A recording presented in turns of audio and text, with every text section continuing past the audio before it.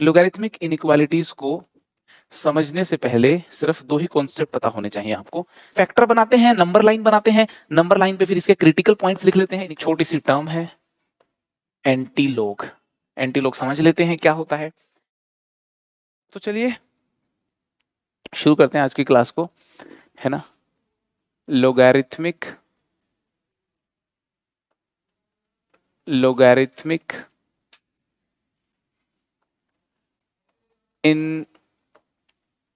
Inequalities. Logarithmic inequalities को समझने से पहले सिर्फ दो ही कॉन्सेप्ट पता होने चाहिए आपको। सारी लोगैरिथमिक इनइक्वालिटी समझी जा सकती है, ठीक है। पहला कॉन्सेप्ट तो ये कि लोग का आउटपुट पॉजिटिव और नेगेटिव कब होता है वो हम सीख चुके हैं।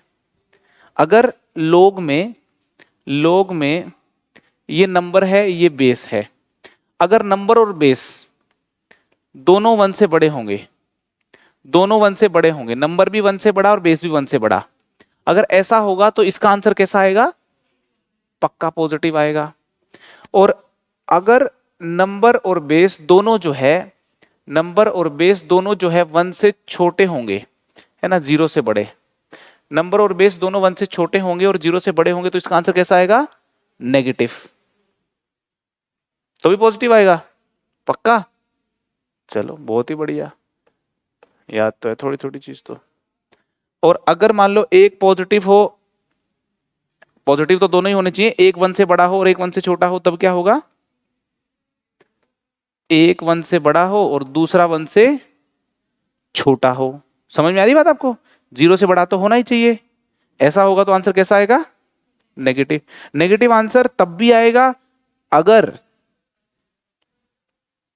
ये वाला 1 से छोटा और ये वाला 1 से बड़ा हो। ठीक है, ठीक है। सबसे पहले तो ये तो बिल्कुल एकदम क्लियर है ना अपने को, ठीक है ना। ये पॉजिटिव होगा अगर ऐसा है तो, है ना, अगर ऐसा है तो, ठीक है। अब एक और चीज हमें समझनी है कि अगर x1 x2 से बड़ा है तो कोई फंक्शन दोनों तरफ लगा देते हैं जब हम, तब भी क्या f(x1) f(x2) से बड़ा होता है या नहीं? x1 x2 से बड़ा है तो sin x1 भी sin x2 से बड़ा होता है क्या? cos x1 भी cos x2 से बड़ा होगा क्या? दोनों तरफ एक फंक्शन लगा दिया है। हाँ, डिपेंड करता है फंक्शन इंक्रीजिंग है क्या। तो अगर फंक्शन इंक्रीजिंग है, अगर x1 x2 से बड़ा है एंड f इज इंक्रीजिंग और f मेरा इंक्रीजिंग है, तब तो f(x1) f(x2) से बड़ा होगा। समझ में आ रही है? और इसी प्रकार से अगर f(x1) f(x2) से बड़ा है तो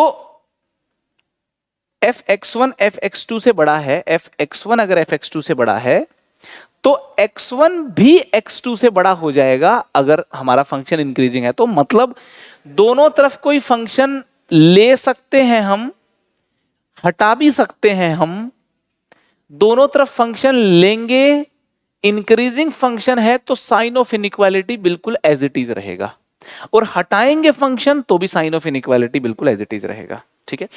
लेकिन अगर फंक्शन मेरा डिक्रीजिंग है, if g is decreasing function, g मेरा फंक्शन है, if g is decreasing function, g एक डिक्रीजिंग फंक्शन है ना, और कोई हमें बोलता है कि x1 is greater then x2, तो हम क्या बोलेंगे? gx1 को gx2 से ग्रेटर बोलेंगे कि लेस देन बोलेंगे? लेस देन बोलेंगे। कोई हमको बोलता है कि gx1 is greater then gx2, तो हम उसको क्या बोलेंगे? x हटाएंगे तो बदलना पड़ेगा हमें निशान। समझ में आ रही कि नहीं आ रही? एक फंक्शन जब हम इनइक्वालिटी पे लगाते हैं और हटाते हैं तो इनइक्वालिटी का साइन सेम रहेगा या बदलेगा, वो इस बात पे डिपेंड करता है कि फंक्शन मेरा कैसा है, इंक्रीजिंग है या डिक्रीजिंग है। ठीक है, इनको लिखना चाहो तो जल्दी से लिख लो, ये 2 पॉइंट्स हैं। सारी जो लोगरिथमिक इनइक्वालिटी है वो इन्हीं 2 पॉइंट्स के ऊपर आधारित है। अगर ये अपने क्लियर हैं तो इनइक्वालिटीज जो है वो अपनी एकदम क्लियर होगी। ठीक है,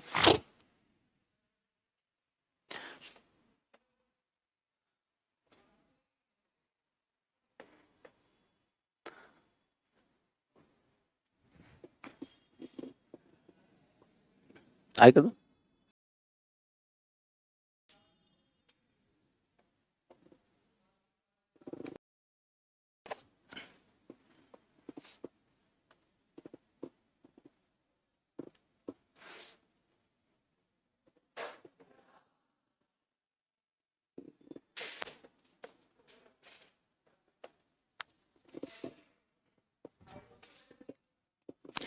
ठीक है भाई, क्लियर है ना एकदम ये बात, है ना? लिखूं आगे, क्वेश्चन लिख दूं? ठीक है, लिख लिया। है ना, इंक्रीजिंग फंक्शन है तो इनइक्वालिटी पे क्या फर्क पड़ता है, डिक्रीजिंग के रेस्पेक्ट में इनइक्वालिटी को क्या सोचना है, ये अपन ने कर ली बात। ठीक है ना, एक प्रॉब्लम लिख रहा हूं, अभी काफी सारे क्वेश्चंस करते हैं अपन। सॉल्व करके दिखाओ। सॉल्व करने का मतलब है अननोन को निकालना, है ना? कभी भी कोई बोले सॉल्व करो तो सॉल्व का मतलब है अननोन को निकालना।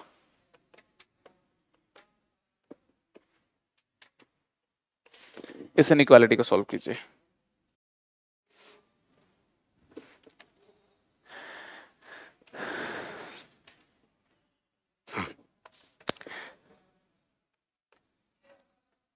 जब हम ऐसे प्रॉब्लम्स को सोचते हैं तो सोचने के हमारे 2 पॉइंट हैं यहां पे। पहला पॉइंट तो x इस इनइक्वेशन को सेटिस्फाई करने वाला वो होगा जो पहले तो इस पूरी चीज को डिफाइंड रखे। मतलब ये चीज पहले तो पॉजिटिव होनी चाहिए। एक तो हमें ये समझना है कि ये चीज पॉजिटिव होनी चाहिए। समझ में आ रही है भाई? हमारा क्वेश्चन तो वैलिड होना चाहिए ना उस एक्स के ऊपर, और वैलिड के साथ साथ हमारी बात सच होनी चाहिए। समझ में आ रही है? तो क्वेश्चन वैलिड होगा अगर हम इस बात को मान लेंगे तो, है ना? और इनइक्वालिटी सच होगी अगर हम जो है इस इनइक्वालिटी को सोल्व कर लेंगे। तो अब इस इनइक्वालिटी को जब हम सोल्व करेंगे, यहां पे बेस देखिए, एक से छोटा है कि एक से बड़ा है? एक से छोटा। एक से छोटे बेस वाला लोग डिक्रीजिंग होता है कि इंक्रीजिंग होता है? डिक्रीजिंग होता है। मैंने आपको बताया था एक से छोटे बेस वाले लोग का ग्राफ ऐसा होता है और एक से बड़े बेस वाले लोग का ग्राफ ऐसा होता है। लोग का बेस एक से छोटा है तो ग्राफ ऐसा होगा, डिक्रीजिंग ग्राफ होता है। तो डिक्रीजिंग ग्राफ होता है तो देखो क्या होगा कि this value x square minus 5x plus 6, जब इसकी पावर करेंगे यहां पे 0.5 की पावर -1, तो ये जो ग्रेटर देन का साइन है ये ग्रेटर देन ही रहेगा कि लेस देन रहेगा? लेस देन हो जाएगा। अरे समझ में आ रही है भाई? क्यों हो जाएगा? क्योंकि ये लोग का बेस एक से छोटा है और एक से छोटे बेस का लोग डिक्रीजिंग नेचर का होता है, ऐसा ग्राफ होता है। ठीक है ना? तो ये साइन क्यों बदला है यहां पे, ये बात तो मुझे लगता है समझ में आई जानी चाहिए। ठीक है ना? अच्छा, 0.5 1/2 होता है, 1/2 की पावर -1 2 होता है। ठीक है ना? तो ये चीज 2 है, इस 2 को लेफ्ट में लाएंगे तो 6 - 2 कितना हो गया? 4। 4 हो गया ना? दिस इज लेस देन 0, है ना? तो इसके फैक्टर बना लेते हैं यार अपन, x -1 x -4 लेस देन 0। तो यहां पे आपको मालूम है ना इनइक्वालिटी कैसे सोल्व करते हैं? फैक्टर बनाते हैं, नंबर लाइन बनाते हैं, नंबर लाइन पे फिर इसके क्रिटिकल पॉइंट्स लिख लेते हैं। इनइक्वालिटी पढ़ाएंगे आपको तो बहुत डिटेल में बताएंगे, अभी याद तो होगा मुझे लगता है पुराना। तो यहाँ पे आ गया 1 से लेकर के 4, है ना? 1 से लेकर के 4। मगर हमें इसका भी ध्यान रखना है ना? इसकी भी इज्जत रखनी है अपने को। तो x -2 into x -3 greater than 0, इसको सोल्व कर लेते हैं। चलो दूसरे पेन से कर लेते हैं, है ना? ये होगी x -2 x -3 ग्रेटर देन 0। तो देखो 2 तो यहां होता है 2, है ना? और 3 जो है अपना यहाँ पे है। तो यहाँ पे क्या आएगा सीन? कौन से x होंगे बता सकते हो क्या मेरे को आप? तो है ना 3 से तो इधर वाले, है ना? इसको सोल्व करें तो, और 2 के इधर वाले। ठीक है? तो कॉमन वैल्यूज कौन सी हैं? कॉमन ग्रीन और लाल पेन कहां कहां है भाई?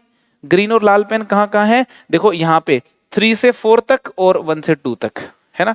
तो हमारा जो x होगा वो अगर सही इसका उत्तर लिखा जाए तो 1 से 2 होना चाहिए और 3 से 4 होना चाहिए। आप बताएं ठीक लिखा है क्या? समझ में आ रही कि नहीं आ रही? है ना। मैं आपको एक छोटी सी बात बताऊं, हर टाइप के प्रॉब्लम के फंडे डिसाइड कर लो, पेपर में सोचना ना पड़े। पेपर में क्वेश्चन आया पता होना चाहिए, 2 फंडे लगेंगे, खट खट आंसर। समझ में आ रही कि नहीं आ रही? लोग इनइक्वालिटी के 2 फंडे हैं। पहला फंडा, लोग डिफाइन होना जरूरी है भाई हमारे सवाल का। लोग डिफाइन कब होगा? इस केस में, इस केस में भाई ये चीज पॉजिटिव होगी तभी तो लोग डिफाइन होगा। ये अगर नेगेटिव कर दी तो दिक्कत हो जाएगी।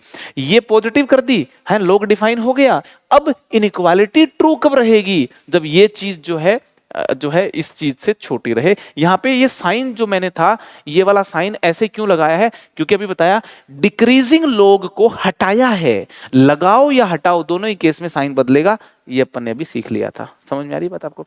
2 फंडों पे चलेगा पूरा गेम। जो भी 2 फंडों पे स्टिक रहेगा सही सवाल करता जाएगा, जो डिस्ट्रैक्ट होगा गलत होने के चांस बढ़ जाएंगे।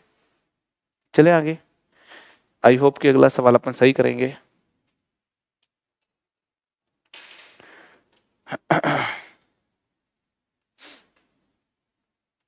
लिख दूं अगला सवाल?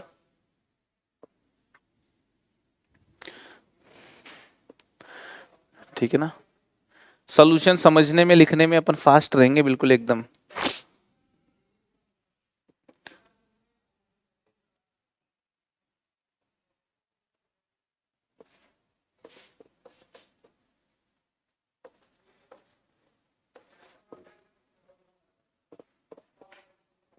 सॉरी, यहां पे 0.5 करेंगे अपन। 0.5। ठीक है, क्वेश्चन आपके सामने है। चलो जरा सॉल्व करते हैं। कीजिए सॉल्व। प्रॉब्लम आपके सामने है, ठीक है। हाँ जी। हाँ बस जो, हाँ हाँ, यहाँ पे आपको ये समझना होगा कि जितने भी फंक्शन होते हैं, देखो साइन हो गया हमारा, लोग हो गया हमारा, साइन इनवर्स हो गया हमारा, है ना। या फिर अपन और कौन से फंक्शन लिखें? होते तो बहुत सारे मैथ्स में, है ना। सिग्नम हो गया, ये लो सिग्नम एक्स हो गया। सिंबल के ऊपर जब पावर लिखी जाती है ना, सिंबल पे कोई ऐसे लिख दे, सिंबल पे कोई लिख दे, सिंबल के ऊपर कोई लिख दे, सिंबल के ऊपर अगर कोई पावर लिख देता है तो समझो वो पूरे की पावर है। क्योंकि सिंबल की पावर का तो मीनिंग होता नहीं ना कुछ, ये रूल है मैथ्स का। सिंबल की कोई पावर लिख दे तो समझो, है ना। यहां तो चलो इसको एज ऑफ नाउ इसको हटाते हैं, है ना, कंफ्यूजन हो जाता है इससे। तो साइन एक्स की पावर -2 है या फिर साइन इनवर्स का होल स्क्वायर है ना। सिंबल की अगर कोई पावर लिख देता है तो सिंबल की पावर का मतलब है पूरे की पावर। एक्सपेक्ट कर रहा हूं मैं कि यार ये वाला क्वेश्चन का आंसर तो सब लोग जो है सही दें। -2 क्लोज्ड ऐसे बोलना आना चाहिए आपको, ऐसा कुछ आ रहा है। इनका कुछ अलग, 1/2 to 4 ऐसा। चलो देख लेंगे, अभी देख लेंगे अपन। माइनस तो मत बोलो कम से कम, क्योंकि एक्स पॉजिटिव होना चाहिए। देखो दिख रहा है ना, ये लोग हैं, इनकी थोड़ी अपन इज्जत अगर रखें तो एक्स पॉजिटिव अपने को बोलना चाहिए।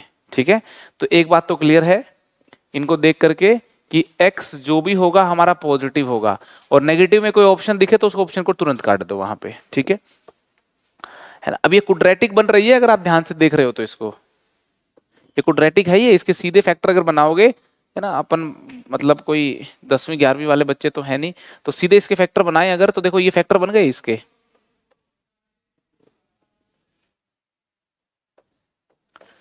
ये फैक्टर बन गए कि नहीं बन गए? ये y² + y-2 ही तो है। तो y + 2 y-1 फैक्टर बन गए इसके। ठीक है, और इस इनइक्वालिटी को सोल्व करते हैं तो क्या आता है? जब आप इस इनइक्वालिटी को सोल्व करोगे लेस देन इक्वल टू 0 वाली इनइक्वालिटी को, तो greater than equal to -2 and less than equal to 1 ऐसे आ जाता है। डायरेक्ट लिखने में कोई समस्या तो नहीं है तुमको? ठीक है ना। अपने को एक आदत डेवलप भी करनी है, स्टेप्स को खाने की, मेंटली करने की।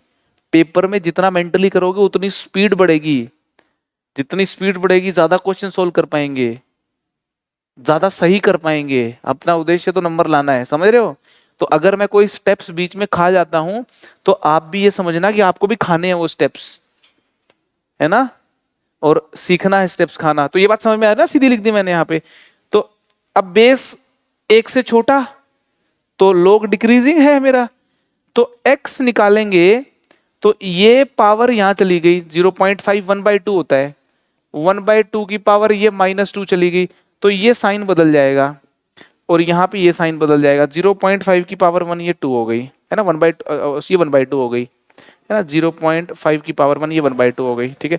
तो 1/2 से लेकर के 4 आ गया आंसर। तो भाई यहाँ पे अगर आप आंसर देखेंगे तो आंसर आ गया 1/2 से लेकर के 4 आ गया आंसर। तो ये करेक्ट आंसर है, ठीक है ना? इजी क्वेश्चन है बिल्कुल, एकदम सॉल्व होने चाहिए, ठीक है? अरे समझ में आ रहा है ना भाई? 1/2 से लेकर के 4।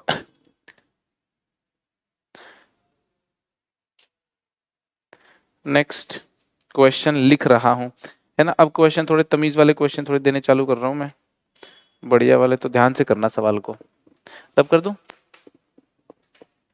अभी अगर आप देख रहे होंगे इन दो क्वेश्चंस में मैंने बेस जो है वो कांस्टेंट दिया था और यहां पे वेरिएबल रखा है, चाहे इस प्रॉब्लम में देख लो चाहे यहां पे देख लो, यहां पे वेरिएबल है और यहां पे कांस्टेंट है। अब मैं दोनों जगह वेरिएबल कर रहा हूं, देखेंगे कैसे सॉल्व करना है उस प्रॉब्लम को, ठीक है? So the next question is solve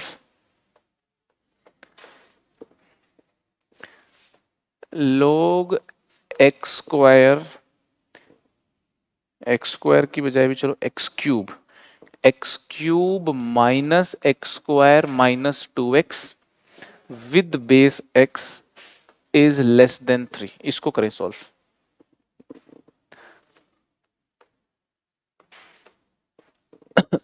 log x cube minus x square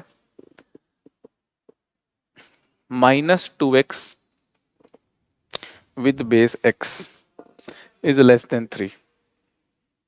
अब यहां पे फंक्शन इंक्रीजिंग है क्या? ये फंक्शन का तो पता नहीं इंक्रीजिंग है कि डिक्रीजिंग है, केस लेने पड़ेंगे, है ना? अगर तो x मेरा एक से बड़ा है तब क्या होगा, और एक केस x मेरा एक से छोटा है तब क्या होगा, ठीक है? दोनों ही केसेस में ये संभावना बिल्कुल एकदम आप नोट कीजिए कि ये क्वांटिटी जो है ये क्वांटिटी पॉजिटिव होनी चाहिए, है ना? ये क्वांटिटी तो पॉजिटिव होनी चाहिए, ठीक है? अच्छा, बेस जो है, बेस के बारे में मैंने लिख दिया है कि एक से बड़ा या फिर 0 से 1 के बीच में होता, दोनों पॉसिबिलिटी लिख दी मैंने यहां पे, ठीक है? तो आपका जो भी आंसर होगा एक्स से छोटा तो हो ही नहीं सकता, 0 नहीं हो सकता, 1 नहीं हो सकता। किसी का आंसर 1 आ रहा हो, आपके इंटरवल 1 आ रहा तो काट लो अपने आंसर को, 0 आ रहा हो, नेगेटिव आ रहा तो वो भी काट लो, है ना? एक्स की ये तो बेस की रिक्वायरमेंट है। इस वैल्यू की रिक्वायरमेंट क्या है कि पॉजिटिव होना चाहिए। X cube minus x square minus 2x, इसकी रिक्वायरमेंट क्या है कि इस क्वांटिटी को पॉजिटिव रखना है अपने को। तो x यहां पे कॉमन ले लिया तो x square minus x minus 2 greater then 0। बहुत ही जल्दी से फैक्टर बना लिए, तो ऐसे कुछ फैक्टर आ गए हैं। तो x की जो वैल्यूज हैं इधर से समझ में आई, -1 0 2 क्रिटिकल पॉइंट्स हो गए, 2 से बड़ी वैल्यूज, 0 -1 के बीच की वैल्यूज। लेकिन यहां कहा गया है कि x की वैल्यू, यहां देखिए यहां कहा गया है कि x की जो वैल्यू है 1 से तो बड़ी होनी ही चाहिए, तो इधर वाली अपने को नहीं लेनी है, ठीक है? समझ में आ रही बात? अभी तक तो मैंने क्वेश्चन सोल्व किया ही नहीं है, अभी तक तो मैं ये देख रहा हूं कौन से ऐसे x हैं जो हमारे क्वेश्चन को वैलिड रखते हैं। इसको x 1 से बड़ा ले लिया मैंने और इसको पॉजिटिव ले लिया मैंने, ठीक है? अब जब बेस 1 से बड़ा है, बेस जब मेरा 1 से बड़ा है, तो बेस जब मेरा 1 से बड़ा है तो ये जो log होगा इंक्रीजिंग होगा। अब ये इंक्रीजिंग होगा तो ये वाली जो वैल्यू है x cube minus x square minus 2x, this has to be less than x की पावर 3। इसको x की पावर 3 से छोटा होना पड़ेगा। सेम साइन रखा है मैंने क्योंकि बेस मेरा 1 से बड़ा था, 1 से बड़े बेस का log इंक्रीजिंग होता है, ठीक है? एक्स क्यूब कैंसिल हो गए, इन दोनों वैल्यूज को उस तरफ ले गया तो x इंटू एक्स प्लस 2 आ गया ग्रेटर देन 0। इसको अगर हम सोल्व करें यहां से, तो ये -2, ये 0, तो यहां से आया 0 से बड़ी वैल्यूज, -2 से छोटी वैल्यूज, है ना। ये वाली बात भी माननी है, ये वाली बात भी माननी है, और ये वाली बात भी माननी है। तीनों का कॉमन पार्ट देखोगे तो क्या आ गया? तीनों का कॉमन पार्ट कितना आ गया? तीनों का कॉमन पार्ट देखोगे तो 2 से इंफिनिटी आ गया। ये बात समझ में आ रही है आपको? तीनों का कॉमन पार्ट यहां से देखोगे आप, तो तीनों का जो कॉमन पार्ट है वो आ गया 2 से इंफिनिटी। अरे ये बात समझ में आ रही है क्या भाई? ये समझ में आ रही है आपको? तीनों x से 1 से बड़ा होना चाहिए, यहां कह रहा ना ना ना 1 से नहीं 2 से भी बड़ा होना चाहिए, और ये कह रहा 0 से बड़ा होना चाहिए। तीनों की मानोगे तो 2 से बड़ा हो गया, 2 से इंफिनिटी। तीनों का जो कॉमन पार्ट 2 से इंफिनिटी हो गया, ठीक है। अब यहां पे आ जाते हैं, बेस अगर मेरा 0 से 1 के बीच में है, 0 से 1 के बीच में बेस है, उस समय पे नंबर, मेरा नंबर, क्या नंबर पॉजिटिव रह पाएगा? बेस मेरा 0 से 1 के बीच में है, उस समय पे ये वैल्यू क्या हो जाएगी? नेगेटिव हो जाएगी। तो इसका मतलब बेस 0 से 1 के बीच में संभव ही नहीं है होना। अरे समझ में आ रही है क्या भाई? समझ में आ रही है? बेस अगर 0 से 1 के बीच में है, तो ये क्वांटिटी जो मेरी है ना, x³ -x² -2x, मैं ये कहना चाहता हूं, ये जो क्वांटिटी है, देखो इस क्वांटिटी के फैक्टर बनाए थे अपन ने, x+1 x-2, ये फैक्टर बन गए थे। बेस 0 से 1 के बीच में है, तो ये पॉजिटिव, ये वैल्यू पॉजिटिव, ये वैल्यू नेगेटिव, तो ये क्वांटिटी नेगेटिव हो जाएगी। बेस 0 से 1 के बीच में है, ये क्वांटिटी नेगेटिव हो जाएगी। नेगेटिव वैल्यू का तो लोग ही डिफाइन नहीं होता।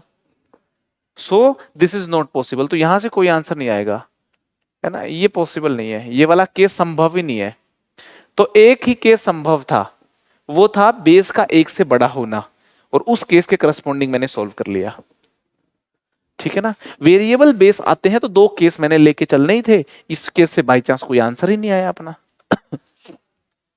अगर बात समझ में आ गई हो तो फिर अपन अगला क्वेश्चन कर लेते हैं सॉल्व। लिख लो जरा जल्दी से, नेक्स्ट क्वेश्चन लिख दो। चलिए, अपने को इनइक्वालिटी सॉल्व करनी है। सॉल्व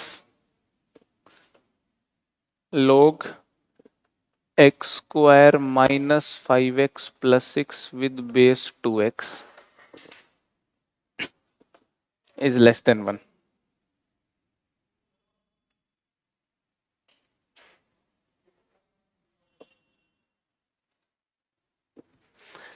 यार सही से अटेम्प्ट करना जरा इसको, और सोल्व करके दिखाना।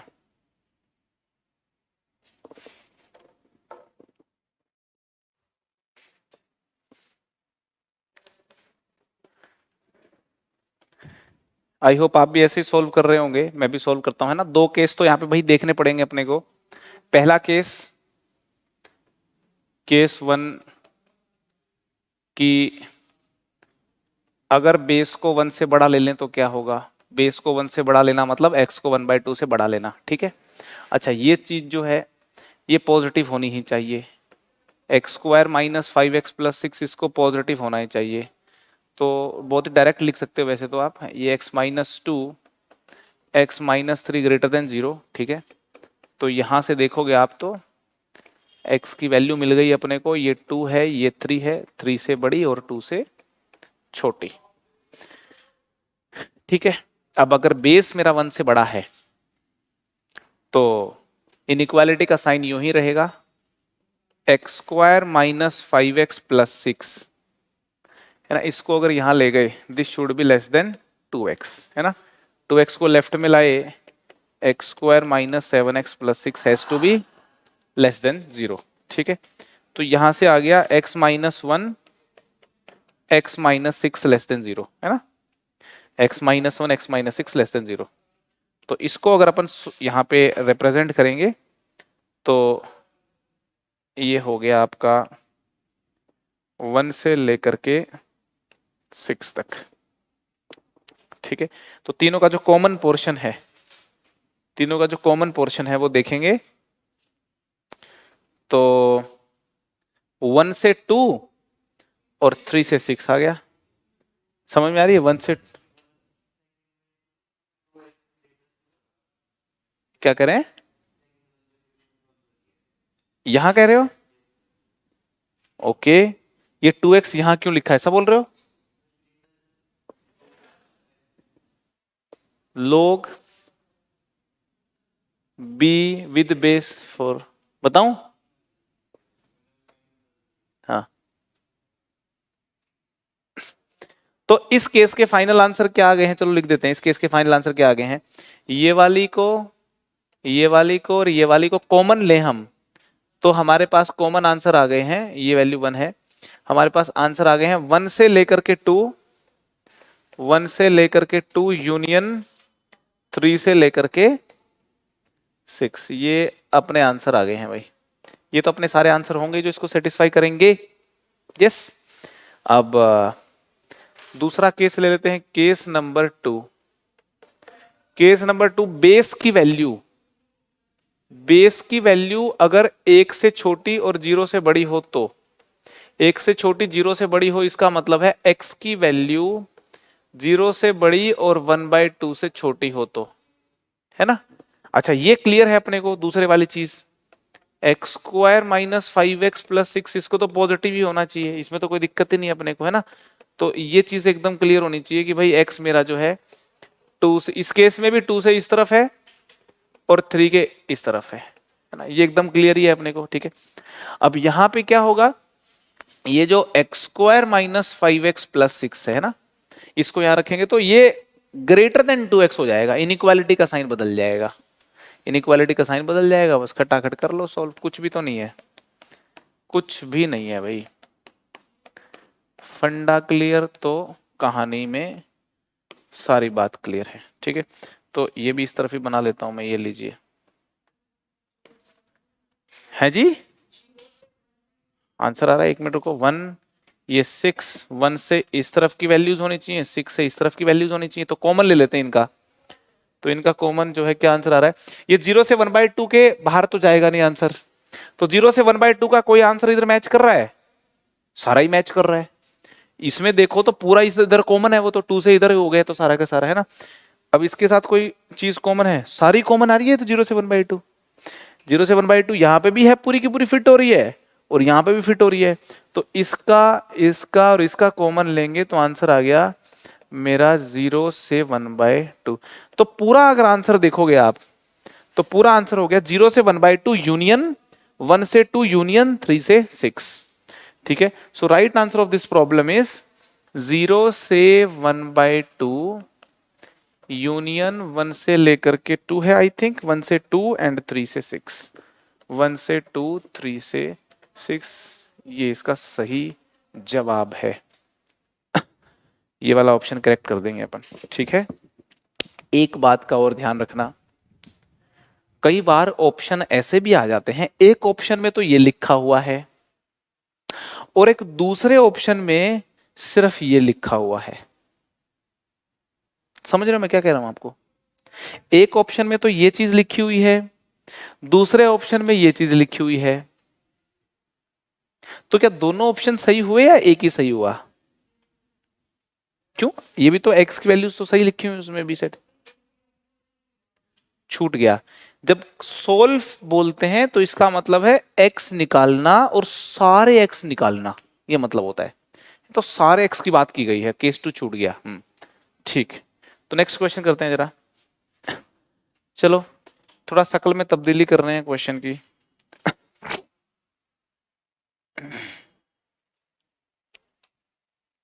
सो पहले तो एक बार ये सॉल्व करके दिखा दो मेरे को। सॉल्व log, बेस में तो एक्स स्क्वायर है और नंबर में यहाँ पे 4x minus 5 upon modulus x minus 2 greater than equal to 1/2 है। बिल्कुल तमीज से सॉल्व करोगे तो सॉल्व हो जाएगा, है ना? आराम से चीजें बारीकी से सोचते हुए सॉल्व कीजिए, मजा आएगा क्वेश्चन सॉल्व करके, है ना? यहाँ पे है मॉडुलस x माइनस 2, ठीक है ना? अच्छे से लिख देता हूँ इसको, मॉडुलस x माइनस 2, ठीक है। सॉल्व करें जरा।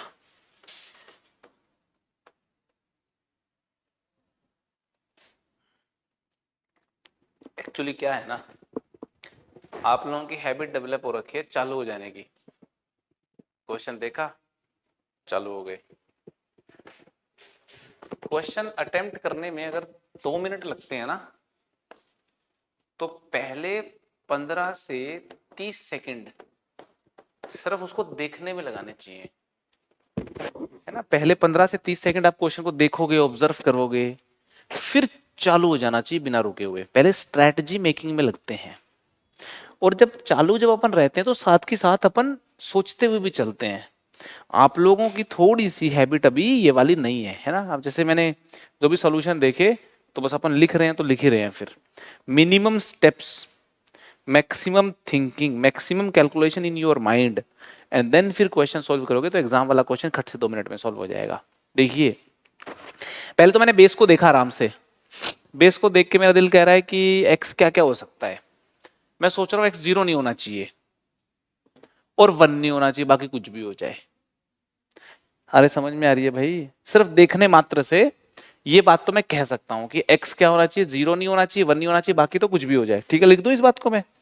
तो मैंने लिख दिया x जो है भाई can be any real number except 0 and 1। ये बेस को देखते हुए कही मैंने। अब मैं इस नंबर को देख रहा हूं, इसको देख के मैं ये कह रहा हूं डिनोमिनेटर तो होता ही पॉजिटिव है, मॉडुलस लगा दिया। एक तो x2 नहीं होना चाहिए, डिनोमिनेटर को परेशान करेगा। x2 नहीं होना चाहिए, और x की वैल्यू 5/4 से बड़ी होनी चाहिए। अरे समझ में आ रही है भाई? तो ऊपर वाले को देख के मैंने कह दिया कि x जो है आपका वो 4/5 से बड़ा होना चाहिए 2 तक, और 2 से फिर इंफिनिटी तक। ये बात बता दो समझ में आ रही हो तो। ठीक है, तो लिखना तो कुछ नहीं पड़ा अपने को, ऑब्जर्वेशन से ही अपन कमेंट कर दिया। अरे समझ में आ रही है क्या? आपको समझ में आ रही है? ये कैसे लिखा 4/5 से 2 यूनियन 2 से इंफिनिटी। 2 क्यों नहीं लिखा? 2 इसमें का क्या रोल है 2 का? इसमें 2 नहीं इंक्लूड किया मैंने, क्यों? डिनोमिनेटर 0 कर रहा है। ठीक, नाउ अब अपन ने इसके बारे में पूरा मंथन कर लिया, इसके बारे में पूरा इज्जत रख ली इसकी भी। अब लोग का क्वेश्चन सोल्व करना है। तो अपने को मालूम है ये जो 2 है इधर जाके कितना हो जाता है, 1/2 इससे क्या हो जाएगा, कैंसल, और यहां पे कितना आ जाएगा, 1 आ जाएगा 1। तो x को उधर लेके तो x की पावर 1 हो गया। तो कुल मिलाकर के ये, अच्छा अगर हम ये मान रहे हैं अभी कि बेस, 2 केस लेने पड़ेंगे इसमें।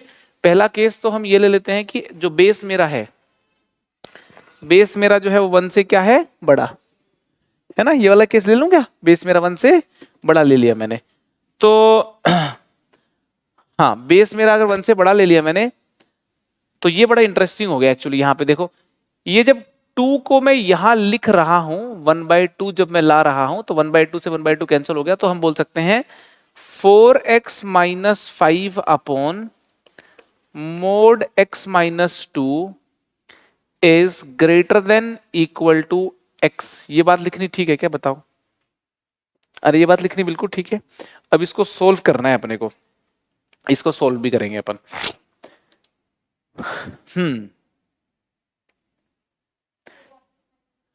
क्या करे हो? 5/4, हाँ 5/4 आएगा यहाँ पे। 4/5 नहीं, यहाँ पे 5/4 है, 5/4। ठीक है, तो भाई 2 केस लेके सोल्व होगा ये। एक तो जब x की वैल्यू 2 से बड़ी है, एक x की वैल्यू 2 से छोटी है। जब मेरा x की वैल्यू 2 से बड़ी है, एक बार जब x की वैल्यू मेरी 2 से छोटी है, या यहाँ पे 2 के बराबर तो हो ही नहीं सकती, वो तो वहां से हटा रखा है मैंने।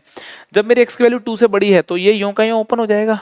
ठीक है, तो 4x-5। अच्छा, ये चीज रहनी पॉजिटिव है तो क्रॉस मल्टीप्लाई करने में कोई दिक्कत नहीं होने वाली। समझ में आ रही है मैं क्या कह रहा हूं आपको? सो x-2 को x से मल्टीप्लाई करोगे तो कितना हो गया, x² - 2x।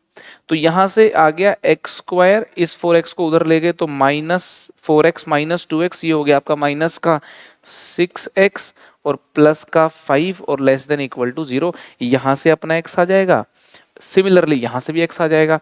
x जब 2 से छोटा है तो ये क्वांटिटी को क्या लिख सकते हैं अपन, 2 - x लिख सकते हैं। पता है ना ये बात आपको? तो इसको 2 - x लिखोगे तो हम बोल लेंगे 4x - 5 is greater than equal to -x² + 2x। इसको इधर लाए तो x square plus 2x minus 5 is greater than equal to 0, ऐसा कोई सीन हो गया।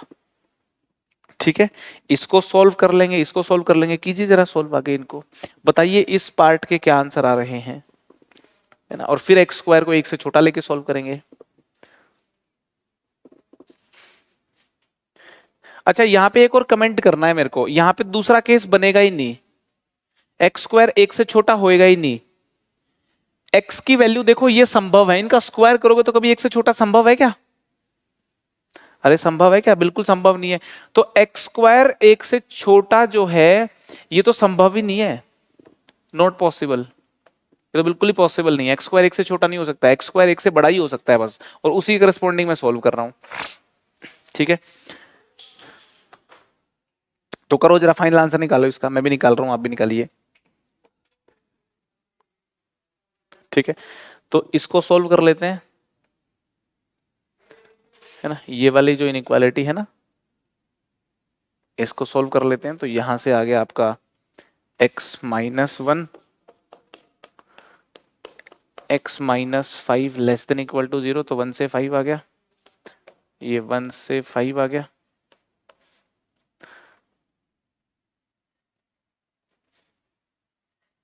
ठीक है, इसको भी सॉल्व करना पड़ेगा, x square plus 2x minus 5, factor तो इसके बन नहीं रहे होंगे, कोई बात नहीं, इसके फैक्टर में बनाता हूं। देखिए जरा, x square plus 2x minus 5 जो है ना, इसके फैक्टर अगर बनाने हैं तो x square plus 2x minus 5 equal to 0 के रूट निकालते हैं पहले। x आ गया -2 plus minus under root b square minus 4ac divide by 2a। ध्यान से देखना, x हो गया -2 प्लस माइनस, ये 24 हो गया, 24 होता है 2√6 बाय 2, तो 2 से 2 कैंसिल करेंगे तो x की वैल्यू आ गई -1 माइनस √6 और -1 प्लस √6, ऐसी ऐसी आ गई। ठीक है, तो अगर ये दो इसके रूट हैं तो इसके जो फैक्टर बनेंगे, इसके जो फैक्टर बनेंगे वो कौन से बनेंगे? इसके फैक्टर बनेंगे, देखो इस वाली इक्वेशन को सोल्व कर रहे हैं अपन, इस वाली इक्वेशन को, तो इसके फैक्टर बनेंगे x माइनस पहला रूट -1 माइनस √6, है ना, एक फैक्टर तो ये हो गया, और दूसरा रूट x माइनस फिर दूसरा रूट आ जाएगा। समझ में आ रही है?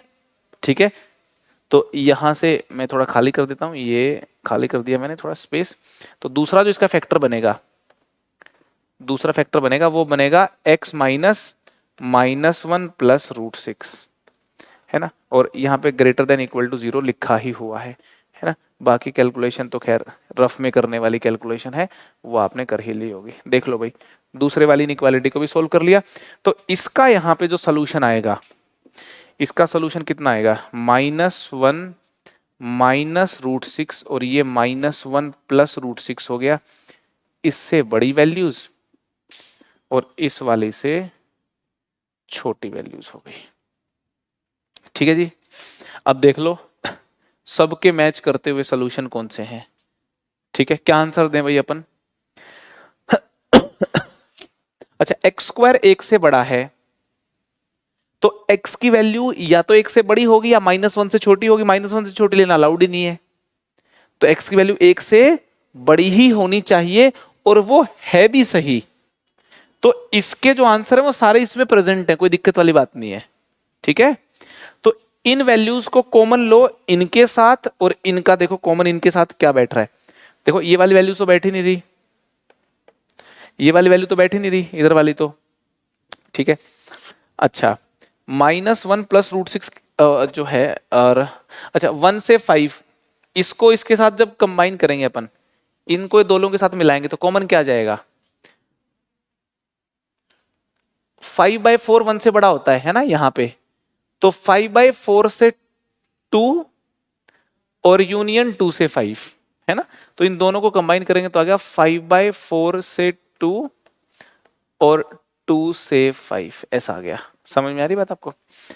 अच्छा, √6 की वैल्यू होती है हमारी कुछ 2.2 टाइप की, है ना, और -1 करेंगे तो ये होगी 1.2 टाइप की कुछ वैल्यू होगी।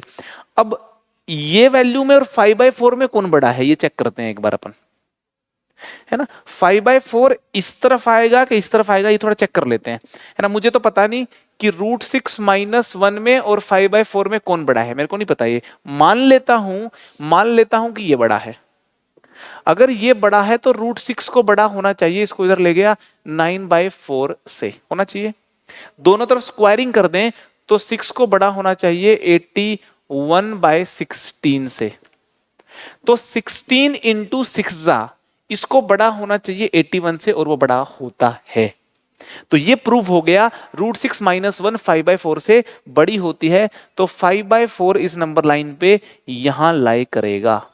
तो अब अगर कोई कहे इसमें और इसमें क्या कॉमन लोगे आप, तो इन दोनों में कॉमन लेने के बाद मैं तो ये कहूंगा कि 5/4 से 2 जो है वो यहां से यहां कहीं मिलेगा, इंटरसेक्शन लेने पे -1 + √6 से 2 आ जाएगा। समझ में आ रही क्या नहीं आ रही? तो जब आप इंटरसेक्शन लेंगे तो ये आ गया √6 -1 से 2, है ना। √6 - 1 इंक्लूडेड है ना। इससे लेकर के 2 और यूनियन 2 से लेकर के 5 और यूनियन 2 से लेकर के 5, ये अपना सोल्यूशन आ रहा है। समझ में आ रही कि नहीं आ रही बात? अच्छे से आ रही है या मैं बोल रहा था, है ना। इतनी क्रिटिकल थिंकिंग तो भाई थोड़ी अब मतलब होनी चाहिए अभी, है ना, सवालों को सॉल्व करने के लिए। हाँ,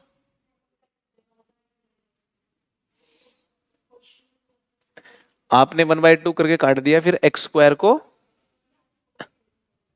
बाई चांस इस क्वेश्चन में तो इससे फर्क नहीं पड़ रहा, मगर किसी दूसरे क्वेश्चन में पड़ सकता है। बेस तो x² है ना। जैसे आप 1/2 लिख देते हो ना, यहां से इस 2 को हटा के यहां जब आप 1/2 लिख रहे हो तो आप अब ऐसा बोल रहे हो कि x सिर्फ पॉजिटिव है, उस एंगल से सोच रहे हो, मगर ऐसा है नहीं ना। x तो नेगेटिव भी था, ये तो आपने इसका स्क्वायर हटाया है। तो इसलिए सेफर साइड के लिए तभी तो मैंने लिखा था ये, ठीक है। और बाई चांस अपना ये पॉजिटिव था तो ये वैसे ही 1 से बड़ा आ गया। इस केस में ये ऐसी अच्छी चीज थी जिसने हमारी कैलकुलेशन को कंट्रोल में रखा। अगर कोई ऐसी लफड़े वाली चीज आ जाती जो यहां पे फिर परेशानी पैदा करती, एक और केस लेते, फिर गलतियों के चांस बन जाते हैं वहां पे। समझ रहे हो मैं क्या कह रहा हूं आपको? कभी भी ये स्क्वायर यहां से हटाते हो, यहां से हटाते हो, तो you have to be highly alert, आपको अलर्ट रहना पड़ेगा। ऐसी क्वाड्रेटिक जब पेपर में बनती हैं तो मैंने अक्सर नोट किया है लोग हिचकिचाते हैं कि कैसे फैक्टर बनाएंगे। ऐसी क्वाड्रेटिक के आगे अगर कभी फैक्टर बनाने पड़ जाएं तो मुझे नहीं लगता कोई परेशानी आपको होनी चाहिए। इसके रूट अलग से निकाल लो, रूट निकल गए तो फैक्टर फिर x- पहला रूट इंटू x- दूसरा रूट, ऐसे फैक्टर बन जाएंगे, ठीक है।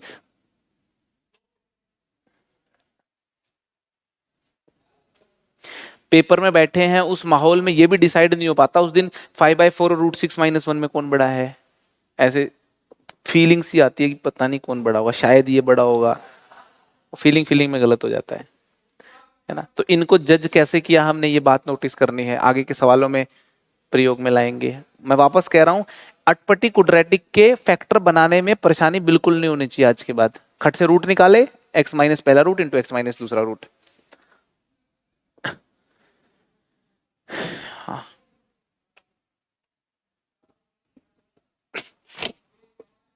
एक और इनइक्वालिटी सॉल्व कर लेते हैं। यहां पे सिर्फ लोगैरिथमिक इनइक्वालिटी ही नहीं बल्कि मैथमेटिक्स की समझ भी हम डेवलप कर रहे हैं साथ के साथ।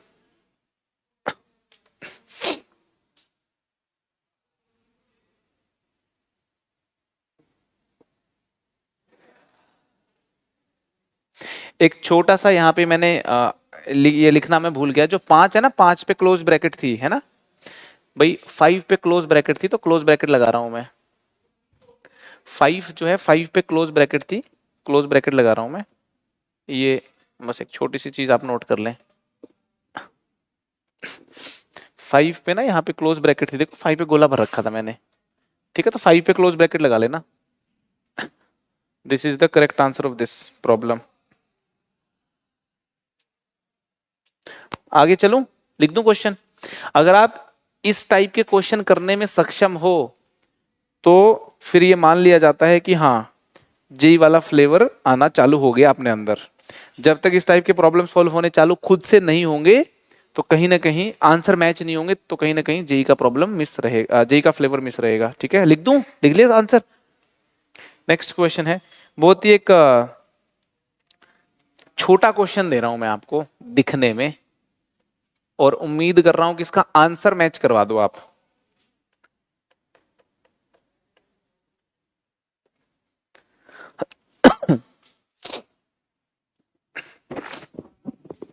और कोई आंसर बताए भाई।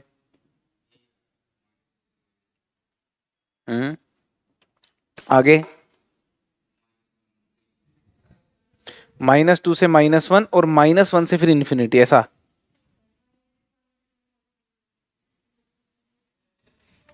देख लेते हैं। हाँ,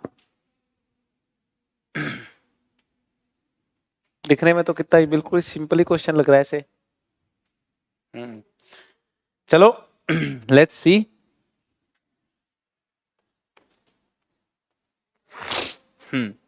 इस चीज को देख के ये तो बोला ही जा सकता है कि यार 2 + x जो है पॉजिटिव होना चाहिए, है ना। मतलब x की वैल्यू जो है अपनी -2 से तो बड़ी होगी, उससे छोटा तो कोई ऑप्शन टिक करना नहीं भाई अपने को। इसको देख लो, इसको देख के इतना तो बोल ही सकते हो आप ऑल्सो। x² जो है मेरा, ये 0 ना होने पाए और 1 ना होने पाए, तो x जो मेरा है वो -1 ना होने पाए, 0 ना होने पाए और 1 ना होने पाए, ये बात भी बोल देंगे अपन। ठीक है, अब सोल्व कर लेते हैं। तो जब सोल्व करेंगे दो केस लेने पड़ेंगे। केस 1, जब x² 1 से बड़ा है, और केस 2, जब x² जो है 1 से छोटा है। 0 से बड़ा ये होता ही है, कोई दिक्कत ही नहीं है इसमें।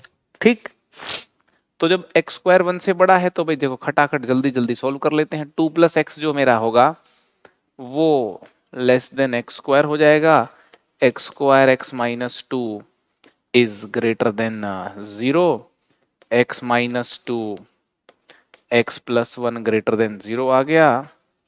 x की जो वैल्यू है -1 से 2 को छोड़ के बाकी सारी होंगी, और यहां x² मेरा क्या है 1 से बड़ा, तो x² -1 पॉजिटिव होना चाहिए, x +1 x -1 ग्रेटर देन 0 होना चाहिए। ठीक है, बिल्कुल एकदम मैंने साइड में लिख दिया, यहां लिख देता हूं कि x +1 x -1 जो है पॉजिटिव होना चाहिए।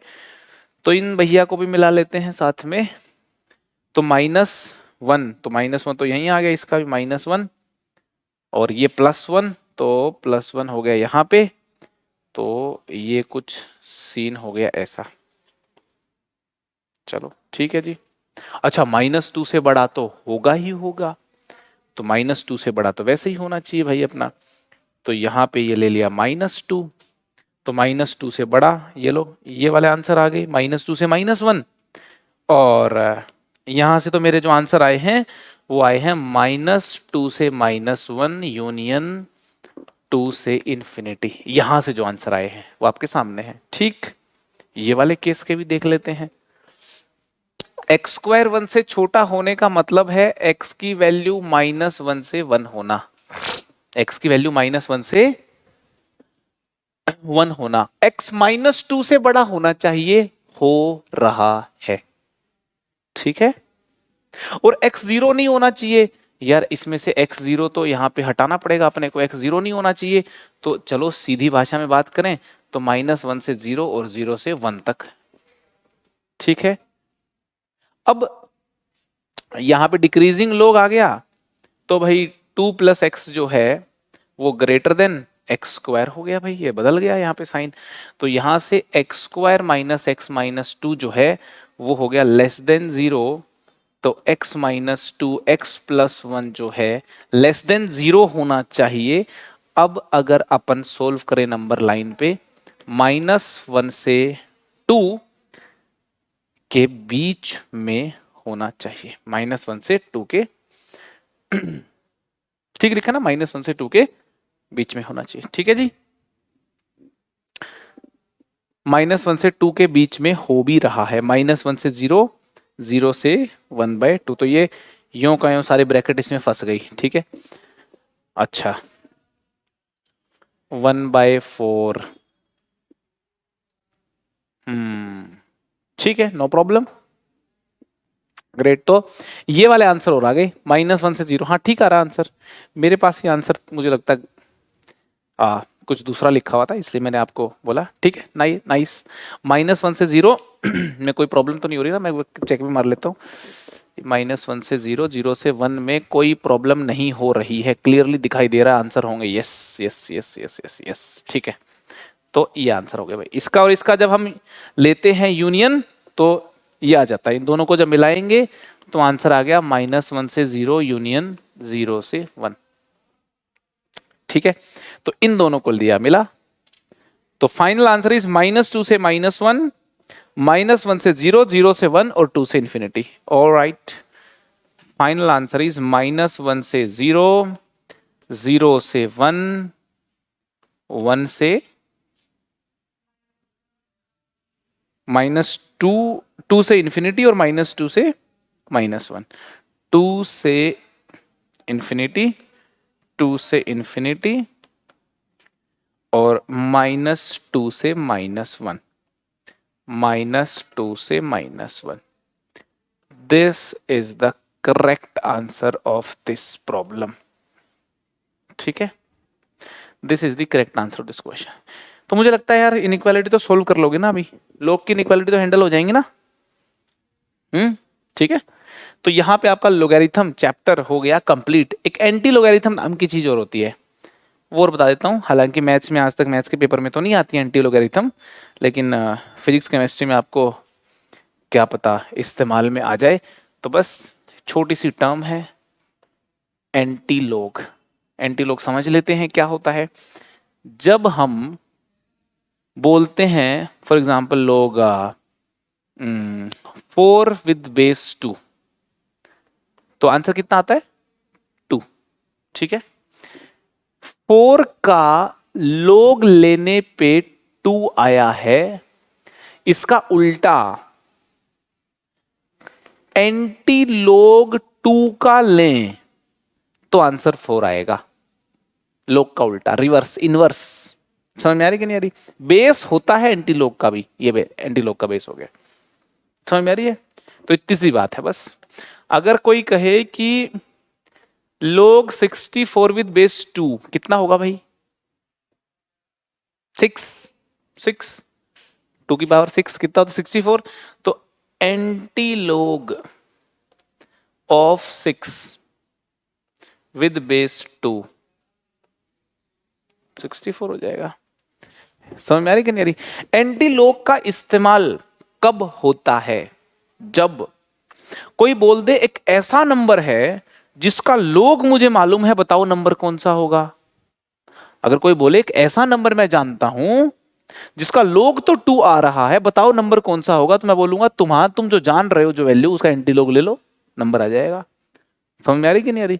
तो ऐसे ही एंटीलोग टेबल्स होती हैं, लोग टेबल्स होती हैं। लोग टेबल का इस्तेमाल होता है किसी नंबर का लोग निकालने में, और एंटी लोग टेबल का इस्तेमाल होता है जब लोग मालूम हो नंबर निकालने में।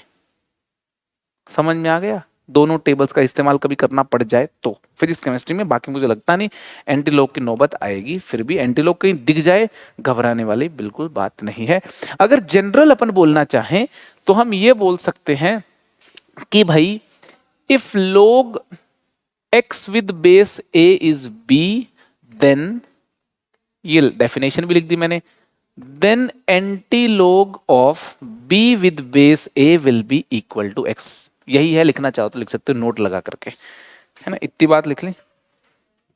क्या कर दिया मैंने?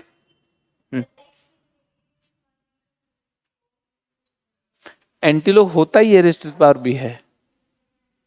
हाँ हाँ हाँ, वैसे बता रहा हूं मैं आपको, लिखना पड़ जाए मतलब वो होता ही है, वो बस फिर नया सिंबल देख करके कई बार एग्जाम में परेशानी ना हो। ठीक है ना, अपना काम तो अलर्ट रहना है। ठीक है, बाकी मैथ्स में एंटीलॉग का कोई सवाल नहीं आएगा, हमारे सिलेबस में एंटीलॉग नहीं है। ठीक है। एंटीलॉग की प्रॉपर्टीज वही होती हैं जो एक्सपोनेंशियल की प्रॉपर्टीज होती हैं। भाई जो एक्सपोनेंशियल की प्रॉपर्टीज होंगी वही तो एंटीलॉग की प्रॉपर्टीज होंगी, क्योंकि एक्सपोनेंशियल ही तो है ये, और क्या है। समझ में आ रही है भाई? चलो, तो लोगैरिथम यहाँ पे हमारा हो गया खत्म। अगला जो चैप्टर होगा हमारा वो होगा इन इक्वालिटीज। इन इक्वालिटीज को तुम थोड़ा ताकत से भरे रहोगे तो हम जल्दी कंप्लीट कर देंगे। क्यों जल्दी कंप्लीट करना चाहते हैं? हम बेसिक चैप्टर्स को जल्दी जल्दी समझ के जल्दी कंप्लीट करके मेन चैप्टर्स पे आना चाहते हैं, है ना। इनइक्वालिटीज में हम तरह तरह की इनइक्वालिटीज करेंगे। पोलिनोमियल इनइक्वालिटीज होंगी, एक्सपोनेंशियल भी होगा, मॉडुलस भी होगा, काफी चीजें होंगी, है ना। पहले मॉडुलस करवा दूंगा, फिर इनइक्वालिटीज करवा दूंगा। मॉडुलस की इतनी सी बेसिक बात आपको पता होगी, मोड एक्स को ओपन कैसे करते हैं। उसके अलावा भी मोड के कई शॉर्टकट्स होते हैं, ग्राफ होते हैं, बहुत सारी चीजें होती हैं। अगर हम उन पे पकड़ बना लेते हैं पूरी कैलकुलस में, जब जब मोड दिखेगा तब तब अपना ऐसे रहेंगे, ये तो हो जाएगा, ये तो हो जाएगा, काफी कॉन्फिडेंस मिलता है उस चीज से। इसलिए मैं मॉडुलस अलग से पढ़ाता हूं, ताकि जब जब मॉडुलस आए तब तक अपनी ताकत जो है मॉडुलस पे बनी रहे। ठीक है, कुछ बेसिक मैथ्स की बातें हैं, आगे बढ़ने से पहले वो बता देता हूं आपको, ताकि उनकी वजह से किसी सवाल पे कोई प्रभाव ना पड़े। ठीक है, तो एक बार क्विक रिवीजन कर लेते हैं बेसिक मैथ्स का। बेसिक फंडे आप लोग जानते भी होंगे। ठीक है, जो जो इंपॉर्टेंट है वही बातें हाईलाइट कर रहा हूं। पहले तो मुझे बता दो, को प्राइम के बारे में मालूम है आपको क्या होते हैं? को प्राइम या रिलेटिवली प्राइम, बहुत बार जेई के पेपर में इनका जिक्र किया जाता है। को प्राइम्स या रिलेटिवली प्राइम्स, मालूम है क्या? कोई भी कॉमन फैक्टर होता है किन में? को प्राइम, उनमें मतलब वो कौन?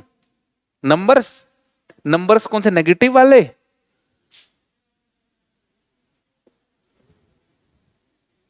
मालूम है क्या होता है को प्राइम? क्या? हम्म, दो से ज्यादा फैक्टर हो, ये तो नाम ही है को प्राइम। वो दो नेचुरल नंबर्स, प्राइम होने जरूरी नहीं है, नेचुरल होने जरूरी है। वो दो नेचुरल नंबर, फॉर एग्जाम्पल 4 और 9। आप देखोगे तो 4 और 9 का ये जो पेयर है, ना तो ये प्राइम नंबर ना ये प्राइम नंबर, मगर आपस में रिलेटिवली ये प्राइम नंबर्स हैं, रिलेटिव प्राइम नंबर है। इसका कॉमन, इसका फैक्टर इसमें नहीं है, इसका फैक्टर इसमें नहीं है। समझ में आ रही कि नहीं आ रही? इसलिए इनका नाम रखा गया, they are relative to each other, they are primes. Otherwise they are, they can, they may be prime, they may not be prime. ये इंडिविजुअली प्राइम हो भी सकते हैं, नहीं भी हो सकते, मगर रिलेटिवली प्राइम है ये। समझ में आ रही बात आपको? कॉमन फैक्टर नहीं होना चाहिए। हाईएस्ट कॉमन फैक्टर HCF, अगर किन्हीं दो या दो से ज्यादा नंबर्स का 1 है, सिंपल डेफिनेशन ये है, HCF क्या होना चाहिए? HCF मालूम है? GCD, greatest common divisor. HCF या GCD एक ही बात है, HCF और GCD, है ना। सो टू नेचुरल नंबर्स और more than two natural numbers, दोनों पे ये बात वैलिड है। टू और मोर नेचुरल नंबर, जल्दी से लिख लो भाई, टू और more natural numbers whose highest common factor is equal to 1। ठीक है, highest common factor is equal to 1। HCF 1 होना चाहिए। जैसे कुछ और पेयर लिख लेते हैं, आप लिख लो 10, 11 और 100। मुझे बताओ कि ये ट्रिपलेट है, क्या इस ट्रिपलेट को कोप्राइम्स बोला जाए? हैं?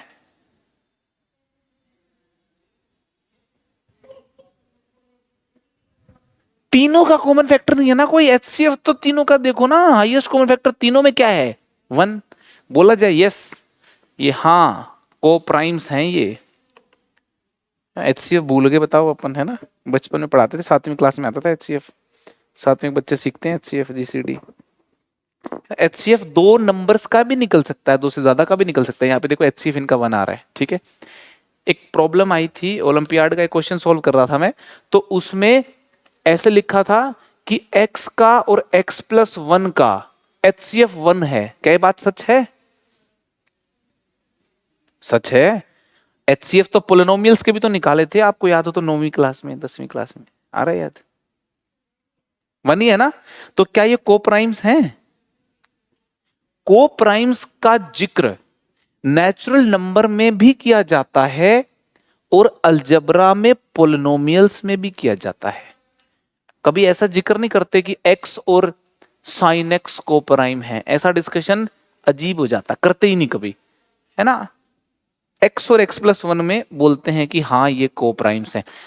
पोलिनोमियल्स अगर हो वहां पे भी को प्राइम्स का जिक्र किया जाता है। दो पोलिनोमियल्स को प्राइम हो सकते हैं, नहीं भी हो सकते। फॉर एग्जाम्पल x और 4x को देखोगे बिल्कुल भी को प्राइम नहीं है, ये बिल्कुल को प्राइम नहीं है। समझ में आ रही कि नहीं आ रही बात? ठीक है जी, को प्राइम का फंडा क्लियर है एकदम। चलो रब कर दूं ना। ट्विन प्राइम के बारे में जानते हो क्या होते हैं? ट्विन प्राइम्स है जी, ट्विन प्राइम्स है ना, नाम में जैसे ट्विन शब्द है। मैथ्स में जहां पे ट्विन शब्द आए तो उसका मतलब है टू, है ना। वो यहां पे तो देखो दो नेचुरल नंबर भी हो सकते हैं, दो से ज्यादा भी हो सकते हैं ना, मगर यहां पे दो प्राइम नंबर्स होने जरूरी हैं। यहां पे डिस्कशन किया जाता है दो प्राइम नंबर्स के बीच में। Two prime numbers, two prime numbers are set to be twin, two prime numbers are said to be twin if their difference is twin। अगर उनका डिफरेंस ट्विन हो, ट्विन बोले तो two, if their difference is two. Prime होने जरूरी है, अब की बार प्राइम होने जरूरी हैं, प्राइम होने जरूरी हैं। को प्राइम में नेचुरल होने जरूरी है। इतनी सी बात आप महसूस कर लोगे तो बहुत सारे क्वेश्चंस में शब्द आएंगे, आपको परेशानी बिल्कुल भी नहीं होने वाली, ठीक है ना। इनका जो डिफरेंस है वो टू होना चाहिए। फॉर एग्जाम्पल 3 और 5 ट्विन प्राइम का पेयर है, 5 और 7, 11 और 13, 1 और 3 का बोलते हैं क्या ट्विन प्राइम का पेयर? 1 प्राइम नहीं है, कॉम्पोजिट नंबर है, कॉम्पोजिट भी नहीं है। 1 is neither prime nor composite, है ना, ये बात पता होनी चाहिए, नहीं पता तो लिख लो। 1 एक ऐसा नंबर है, 1 is neither prime nor composite, ना ही प्राइम है ना ही कॉम्पोजिट है। अच्छा, दुनिया में कितने प्राइम नंबर होते हैं? इनफाइनाइट होते हैं। दूर जाकर के गारंटी दे सकते हो आप कि फैक्टर नहीं आएंगे नंबर्स के, है ना। गारंटी हम तो नहीं दे सकते, लेकिन एक मैथमेटिशियन थे, उन्होंने प्रूफ किया था कि प्रूफ, एक थ्योरम आती है मैथ्स में, ओलंपियाड्स के जो लोग प्रिपरेशन करते हैं वो पढ़ते हैं, एक थ्योरम आती है, prove that there are infinite prime numbers. Olympiad का क्वेश्चन आया था 5 नंबर में कि प्रूव करो कि दुनिया में इनफाइनाइट प्राइम नंबर्स हैं। तो एक मैथमेटिशियन हुआ करते थे, उन्होंने अच्छे से प्रूव किया था, है ना। वो अपने सिलेबस में नहीं है, उस पर डिस्कशन पे नहीं जाएंगे अपन। इनफाइनाइट प्राइम नंबर्स होते हैं। अच्छा, ट्विन प्राइम के पेयर्स इनफाइनाइट होंगे या फाइनाइट होंगे? जैसे अभी 13 के बाद अपना फिर कौन सा आएगा? 17, 19, है ना। फिर आगे जाओगे तो मिलते जाएंगे, जैसे आपको 29, 31, है ना। फिर आगे जाकर के मतलब बहुत दूर जाके दो दो के डिफरेंस में मिलेंगे क्या ट्विन प्राइम, है ना। एक और थ्योरम आती है मैथ्स में, वो होती है prove that there are infinite twin prime pairs, है ना।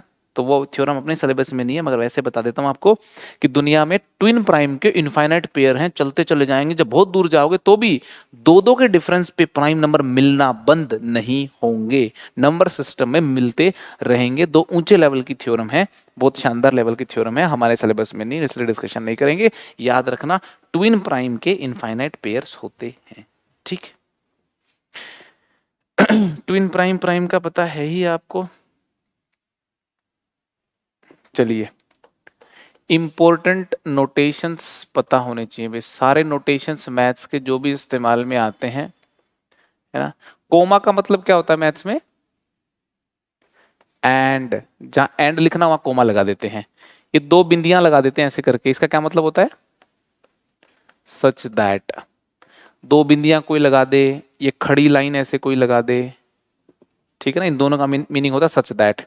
उल्टा करके कोई ये बना दे, इसका क्या मीनिंग होता है?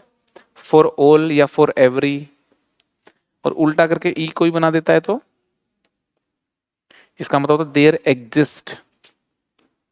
दुनिया में कोई नंबर एग्जिस्ट ऐसा कर रहा है जिसका स्क्वायर करने पे वही नंबर आ जाता है, तो देयर एग्जिस्ट कभी लगाना हो तो उल्टा करके ई लगा देते हैं अपन। ठीक है। और आपको पता ही होगा सी का मतलब क्या होता है।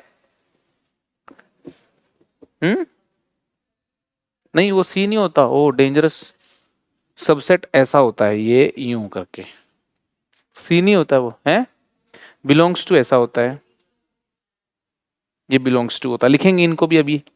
सी होता है set of all complex numbers, है ना।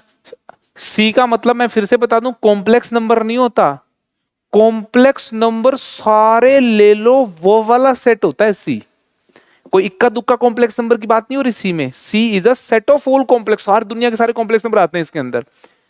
Set of all complex numbers, capital R का तो मतलब पता ही होगा ना, set of all real numbers. R positive और आर नेगेटिव का मतलब भी पता होगा, set of all positive real numbers, set of all negative real numbers. ठीक है भाई। आई या फिर Z, set of all integers, all integers, है ना। ऐसे ही आई पॉजिटिव या फिर Z positive, set of all positive integers, I negative Z negative, set of all negative integers. ठीक है जी,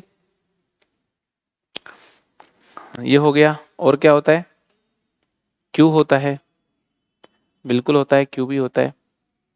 चलिए, क्यू का क्या मतलब है, set of all rational numbers.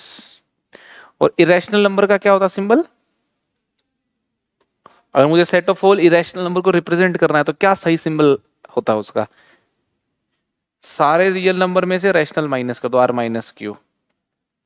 Set of all irrational numbers, सारे इरेशनल नंबर्स का सेट बन गया। रियल में से अगर रैशनल माइनस करोगे तो इरेशनल ही बचेंगे,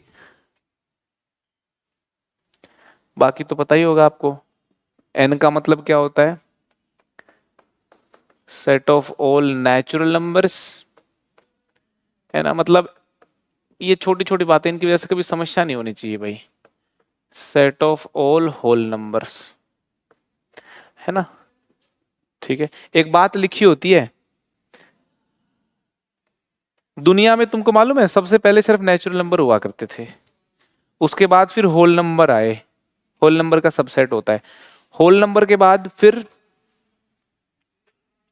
रैशनल भी आए,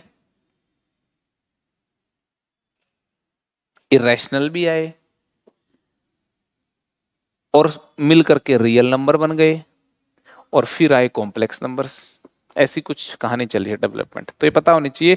कॉम्प्लेक्स नंबर का सबसेट होता है रियल नंबर, इसका सबसेट रैशनल नंबर, का सबसेट होल नंबर, इसका सबसेट नेचुरल नंबर। ठीक है ना, सिंपल सी बात है नंबर सिस्टम के बारे में। ठीक है, इवन नंबर ओड नंबर का डिस्कशन नेगेटिव नंबर्स के लिए करते हैं क्या अपन, -2 इवन नंबर है क्या,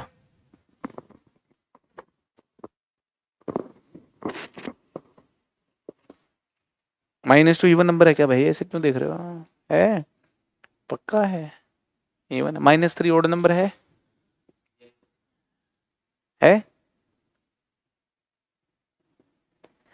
-3 प्राइम नंबर है,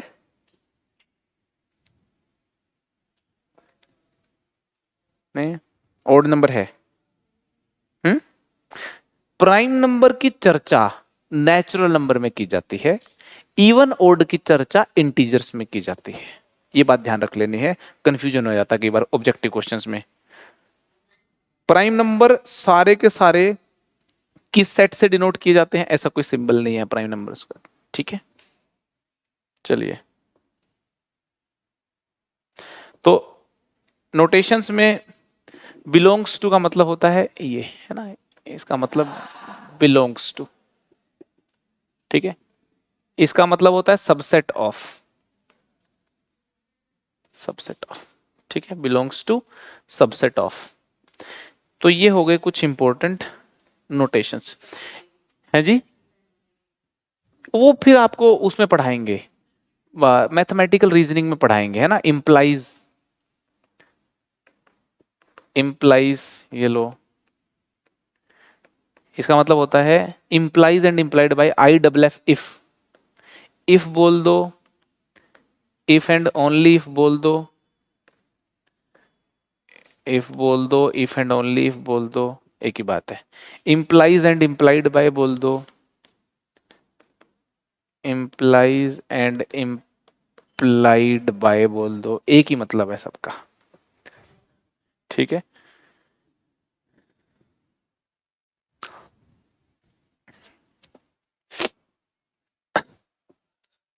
ठीक है ना।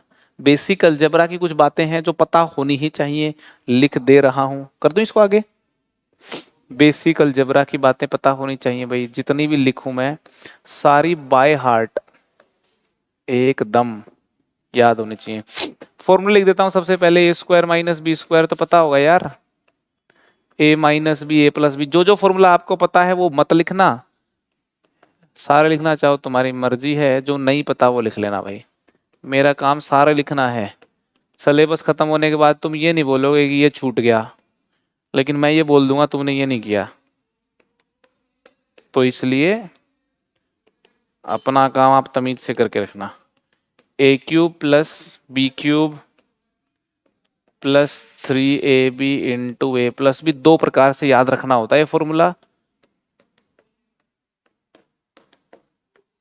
और बिल्कुल याद हो जाना चाहिए भाई, है ना।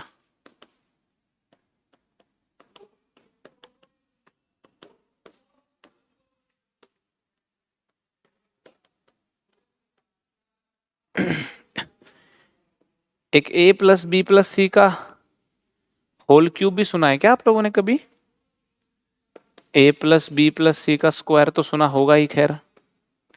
ए square plus b square plus c square plus 2 times of a b plus b c plus c a. A plus b plus c whole cube पता है क्या होता है? A cube plus b cube plus c cube plus 3 a plus b plus c और c plus सी, ये होता है। कम पड़ती है जरूरत, रेयर है, पड़ जाए तो पड़ भी जाए। A cube plus b cube के फैक्टर्स तो मतलब highly important, a plus b into a square minus a b plus b square, a cube minus b cube के factor a minus b a square plus a b plus b square, a cube plus b cube plus c cube minus 3abc के factor एकदम पता होने चाहिए, a plus b plus c into a square plus b square plus c square minus a b minus b c minus c a. और ये जो quantity है a square plus b square plus c square minus a b minus b c minus c a quantity, इसके बारे में पता होना चाहिए half of a minus b का whole square plus b minus c का whole square plus c minus a के whole square के बराबर होती है। ठीक है, हाईली इंपॉर्टेंट, भयंकर इंपॉर्टेंट बात है। A square plus b square plus c square minus a b minus b c minus c a quantity के बारे में ये बात अपन यहीं से बोल सकते हैं कि ग्रेटर देन इक्वल टू 0 बोल दिया जाए इस क्वांटिटी को, तो गलत तो नहीं होगा कहना, क्योंकि ये होती है होल स्क्वायर्स के जोड़ के बराबर। अरे समझ में आ रही है क्या भाई? तो नेगेटिव तो कभी हो नहीं सकती। तो ये क्वांटिटी बड़ी शानदार क्वांटिटी है, ग्रेटर देन इक्वल टू 0 होती है for every ABC real number. Her ABC की रियल वैल्यू के लिए ये जो क्वांटिटी है, ये क्वांटिटी पॉजिटिव होती है, जीरो भी हो सकती है। जीरो कब होगी ये क्वांटिटी? इक्वालिटी कब होल्ड करेगी? इक्वालिटी विल होल्ड, इक्वालिटी कब होल्ड करेगी? जब ए बी और सी बराबर होंगे। ये क्वांटिटी जीरो से हमेशा बड़ी होती है, जीरो के बराबर तभी आएगी अगर ए बी सी बराबर होंगे। तो देख लो, ए की वैल्यू बी रख दो, बी की वैल्यू सी रख दो, सी की वैल्यू ए रख दो, तभी 0 0 0 मिलकर के 0 आएगी, नहीं तो 0 नहीं आएगी कभी भी। अलजेब्रा की ये बातें एकदम बाय हार्ट आपको याद होनी चाहिए।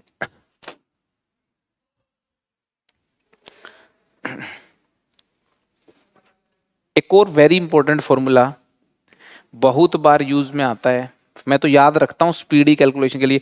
जब कभी भी 1+a+b+ab ऐसी चीजें देखो तो उसके खटाक से दिमाग में फैक्टर बन जाते हैं 1+a 1+b। जेई की प्रिपरेशन करने वाले बच्चे सीधे फैक्टर बनाते हैं इसके, है ना, है ना। कभी ऐसी चीज दिख जाए आपको a+b+ab तो दिमाग चलना चाहिए 1+a+1+a इंटू 1+b-1 लिख दो उसको, है ना। ऐसी चीजों में दिमाग चलना चाहिए आपका एकदम तुरंत। समझ में आ रही है भाई बात? ठीक है, पीछे वाले में से तो मुझे लगता नहीं तुमको कुछ लिखना चाहिए, कुछ लिखना चाहो तो लिख लो यहाँ से, कोई फॉर्मूला आपको लगता है नोट करने की जरूरत है तो, है ना। इस प्रकार की समस्याएं, फॉर्मूला नहीं आता, ऐसा सोच रहे हैं फॉर्मूला को, ये विकार जो है तुरंत दूर हो जाने चाहिए, है ना। फॉर्मूला तो एकदम बाय हार्ट याद होना चाहिए। एक और formula very important, highly important, जो पेपर में खटाक से यूज होता है, इसके फैक्टर होते हैं n² + n+1 into n² - n+1। ठीक है ना, n⁴ + n² + 1 के फैक्टर कर लेना घर पे, n² + n+1 into n² - n+1। Sequence के क्वेश्चंस में, डिफरेंशिएशन के क्वेश्चंस में, बहुत जगह अलजेब्रा में बहुत जगह इसका इस्तेमाल होता है। और इस फॉर्मूला की एक और बहुत शानदार बात होती है, बहुत ही शानदार बात होती है, n² - n+1 ये जो फैक्टर आया है और n² + n+1 ये जो फैक्टर आया है, अगर इस फैक्टर में ये जो n है, इस n की जगह पे अगर मैं n+1 डाल दूं तो देखो क्या आएगा। इस n की जगह जब आप n+1 डालते हो, इस n की जगह जब आप n+1 डालते हो देखो क्या आएगा, n² + 2n+1।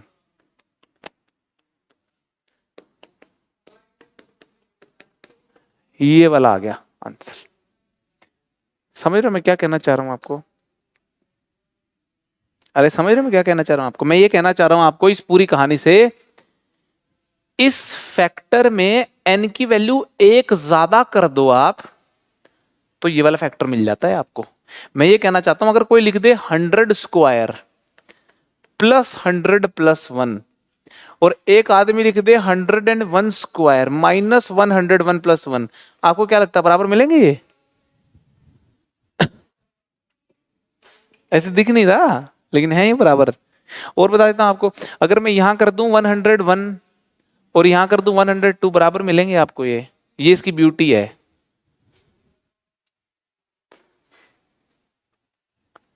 पता लग गया बराबर है थे वो? पता लग गया आपको? ये पता लग गई है बात आपको, बराबर थे ये?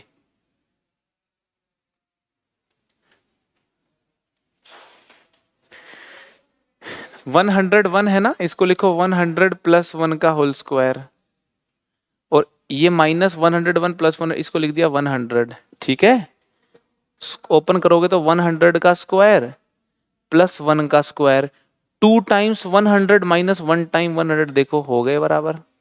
यही तो मैं वो करके दिखाया था, यहाँ पे भी करके दिखा दिया। समझ में आ रही है? हाँ, तो ये फैक्टर इंटरेस्टिंग रखता है। यहां जो n की वैल्यू फिट करोगे, एक बड़ी यहां फिट कर दी, बराबर आ जाएगा आंसर। सीक्वेंस में ऐसा, सीक्वेंस में जब इसको इससे काटना पड़ेगा तो दिमाग ही नहीं चलता कि यार ये इससे कट भी सकता है क्या, कट जाता है, लेकिन किसी को अगर ये बात पता होती तो वो काट देता है। समझ रहे हो? हाईली ट्रेंड में चली हुई है ये चीज, है ना। कुछ चीजें होती हैं इंपॉर्टेंट, कुछ चीजें होती हैं ट्रेंडी। ट्रेंडी चीजें जो है इंपॉर्टेंट ना भी हो तो वो एग्जाम में आती है, तो ट्रेंडी चीजों में से है ना। इसके ऊपर सवाल जेई मेंस वगैरह में, जेई एडवांस वगैरह में खूब बनने के चांसेस हैं, तो इसलिए बातें आपको पता होनी चाहिए। ठीक है जी, तो ये सारा अलजेब्रा की कहानी है। एक छोटी सी बात और बता देता हूँ, फिर आज के लेक्चर की समाप्ति करते हैं अपन। एक आपको इस क्वांटिटी का बिल्कुल ज्ञान होना चाहिए, x² + 1/x², है ना। ये ऐसी क्वांटिटी है, ये कभी भी 2 से छोटी नहीं होती, हमेशा 2 या उससे बड़ी होती है ना। ये क्वांटिटी x² + 1/x², एक पॉजिटिव नंबर को अपने रेसिप्रोकल के साथ जोड़ोगे, 2 से छोटा आ ही नहीं सकता। चाहे आप कोई नंबर ले लो, 1/2 ले लो, अपने रेसिप्रोकल के साथ जुड़ेगा, आंसर 2 से बड़ा ही आएगा। एक पॉजिटिव नंबर जब अपने रेसिप्रोकल के साथ जुड़ता है, आंसर 2 से बड़ा आता है। 2 कब आता है? टू तब आता है जब वन का रेसिप्रोकल करते हो आप, वन का रेसिप्रोकल करोगे तब जाके टू आएगा। ठीक है, तो इक्वालिटी कब होल्ड करती है ये बात पता होनी चाहिए। Equality will hold, equality will hold if x square की वैल्यू वन हो जाए, मतलब एक्स की वैल्यू हो जाए +1 और -1। ठीक है, तो बेसिक बातें जो है वो इतनी ही।